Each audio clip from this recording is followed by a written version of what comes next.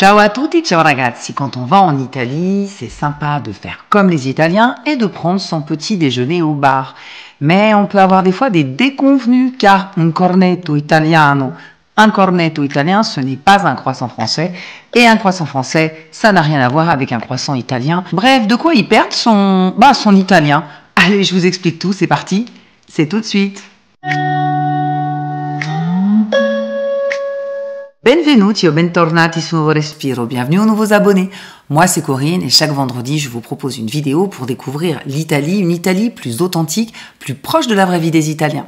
Je vous invite à laisser plein de petits pouces, je vous invite à laisser des commentaires, à activer la cloche pour être au courant dès qu'une vidéo est en ligne et à partager cette vidéo avec vos amis. Les bars en Italie ont une autre connotation qu'en France où on y va surtout pour boire. En Italie, on va au bar pour prendre son petit déjeuner, ils vendent des brioches, des sandwichs, des pâtisseries, des glaces, des bonbons. C'est ouvert tôt le matin, ils ferment tard le soir. C'est un endroit où on va se rencontrer, papoter, boire un café avec un collègue ou un ami. Bref, c'est un endroit de sociabilité. Cet endroit convivial en Italie n'a pas vraiment d'équivalent en France puisque ce serait un peu le bar-tabac, le café, la boulangerie, un mix de tout ça. En tout cas, en Italie, le bar, c'est un endroit hyper culturel.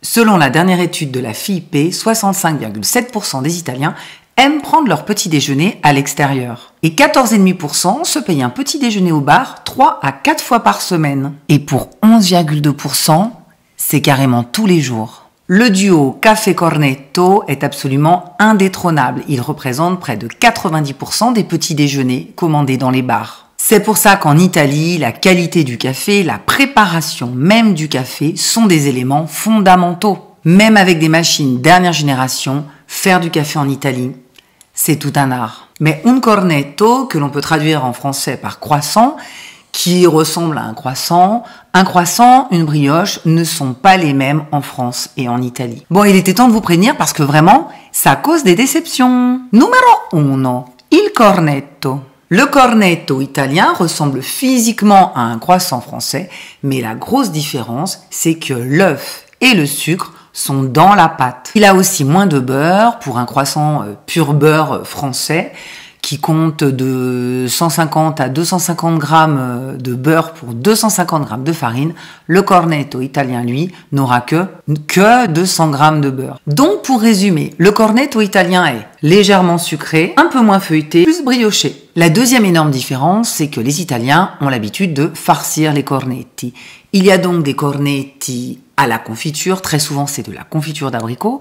Il y a des cornetti à la crème pâtissière, au chocolat, au miel, à la pistache. Ils sont couverts de glaçage, de sucre glace ou de petites perles de sucre croquantes. Si vraiment l'idée de ce cornetto sucré vous rebute, moi personnellement je n'aime pas du tout, demandez un cornetto vuoto, un croissant vide. Un cornetto ou une brioche. Attention, au nord, le cornetto traditionnel est appelé brioche. On a brioche. Il redevient cornetto quand il arrive dans les régions du centre. Numéro 2, le croissant. Le croissant a les mêmes ingrédients que pour le cornetto, sauf il n'y a pas d'œuf. On peut quand même le badigeonner de jaune d'œuf pour qu'il soit bien doré. Comme il n'y a pas d'œuf, c'est le goût du beurre qui prédomine et donc le croissant italien a une consistance plus légère et plus feuilletée que le cornetto. Il est aussi moins sucré, ce qui le rend plus neutre. On a donc des versions de cornetti qui vont être farciti, par exemple, au fromage ou au jambon,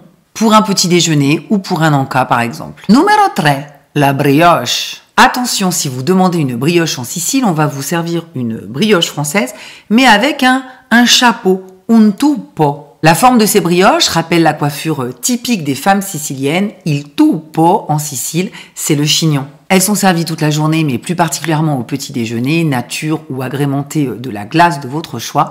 Et il y a même des versions gourmandes où on peut même ajouter de la chantilly. Elles peuvent être aussi accompagnées de granita, mais pas la granita avec l'eau et le sirop. Il s'agit plutôt d'une crème semi-glacée de fruits, de café, de pistaches ou d'amandes. Bon ben voilà, maintenant vous savez tout. Impossible pour vous d'être piégé en commandant un cornetto, pensant manger un croissant français en disant mais il y a plein de trucs dedans, c'est sucré et ça ne me plaît pas. Au moins, vous êtes au courant. Je vous remercie d'avoir regardé cette vidéo. Moi je vous dis à vendredi pour un nouveau respiro. Ciao ciao.